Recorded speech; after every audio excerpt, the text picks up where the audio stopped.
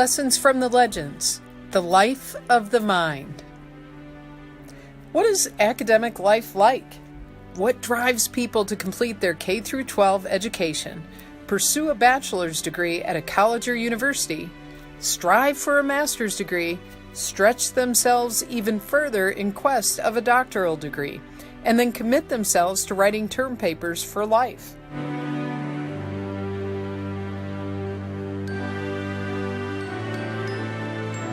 Listen to these American Academy for Park and Recreation Administration legends discuss their academic lives and judge for yourself whether this calling is for you.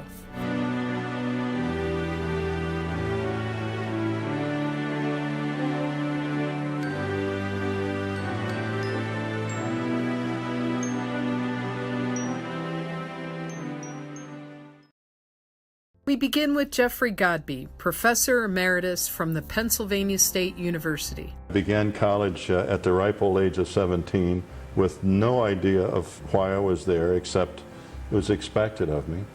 I chose economics as a major, and I have no idea why, except that I was given a form and was asked to check a major.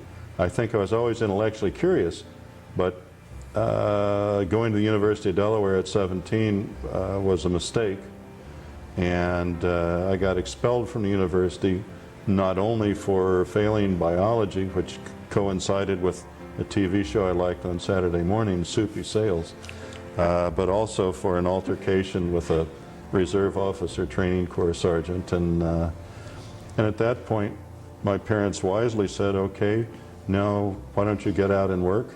And why don't you support yourself a little bit? Eventually, Harlan Gold Metcalf at the State University of New York at Cortland took Godbey under his wing. He was someone who immediately made you think you were important, and immediately believed in your capabilities. He found out a lot about me. He made a case to the administration I should be admitted, although I was certainly not a spectacular student given my first go-round, but he had a kind of genuine faith in you that an 18-year-old can tell if they're being led on or not, and I knew that this guy thought I could make something of myself. And make something of himself Godbey did. Recognized as one of the field's foremost scholars, his highly interdisciplinary orientation to leisure studies energized numerous books and journal articles over the past 5 decades. In his own words, I was always interested in being free and exploring where I wanted to explore and not having a lot of people say, don't do this. I was always interested in the philosophical question of what would you do without, with a minimum of constraints. That always seemed a critical question to me. Given a minimum of constraints, what is worth doing? Professor Godbey took root in State College, Pennsylvania, and built a long and distinguished academic career at Penn State. The university is a place that I think the good outweighs the bad. It's becoming more corporate, as all universities are, but I never had a boss. I was given freedom. The university has treated me very well, and my hope is I've treated it well. That's my hope. AAPRA legend Carla Henderson was equally passionate about her academic life. After experiencing the devastation of being denied tenure at her first posting at the University of Wisconsin, Madison, Henderson underwent a soul search about whether she wanted to continue living the academic life. I still really loved higher ed. I loved, the life of the mind. I loved the opportunity to do scholarship and work with students and I loved working in the community too. And so, after a brief stint at Texas Women's University, another AAPRA legend, H. Douglas Sessoms, whisked Henderson off to the University of North Carolina at Chapel Hill. Many years later, Henderson transferred to yet another leg of the research triangle, North Carolina State University, where she concluded her work by giving a voice to women's leisure, refining qualitative research methods, and serving the organized camping profession.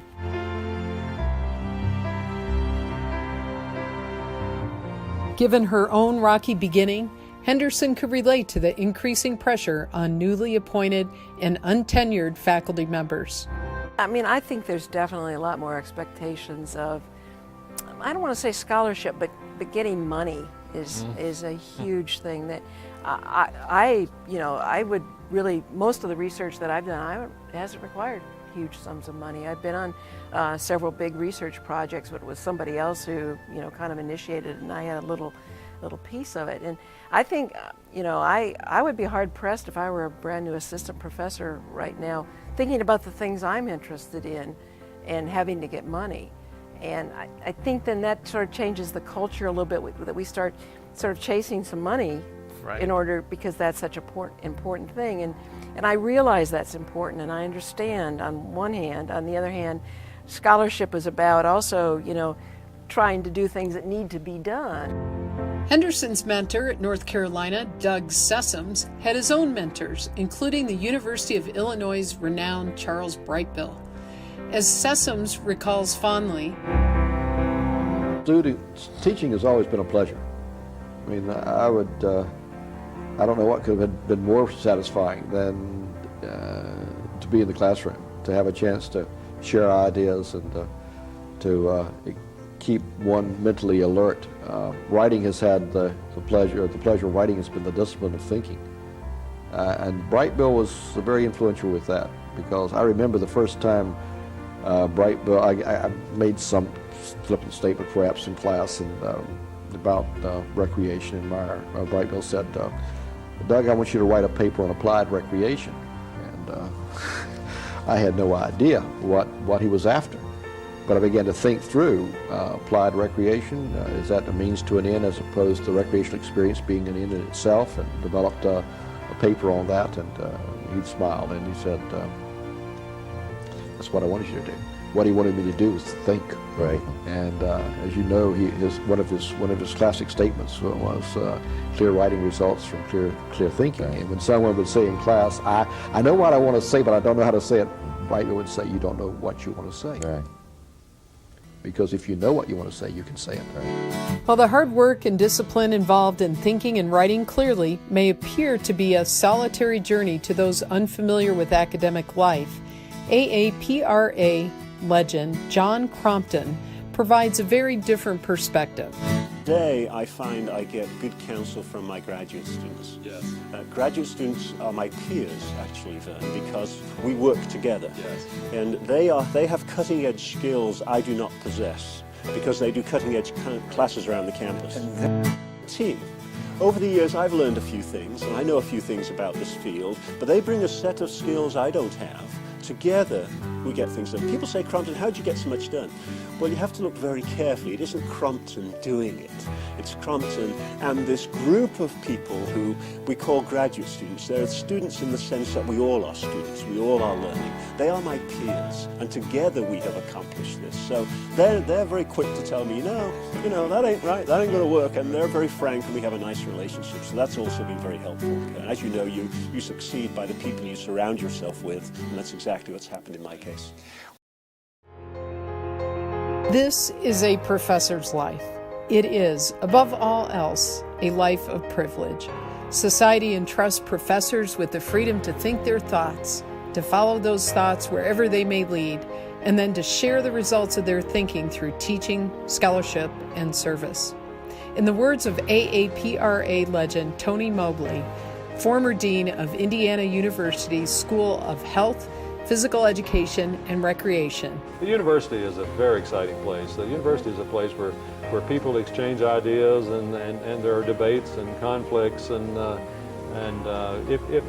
faculty members are unique human beings. And it requires an understanding of that, I think, because if everybody agrees on everything, it would be a terrible place to work. And for better or worse, it's a place where almost nobody agrees, and so it gives stimulation to students to develop and to establish their own philosophy and to grow.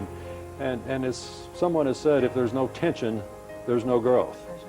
And there's lots of tension around the academic community. And then, in addition to that, it's a fun place to be. It's vibrant, it's active, lots of cultural activities, lots of athletic activities, a lot of, at our place, musical activities. And so it's a wonderful community in which to live.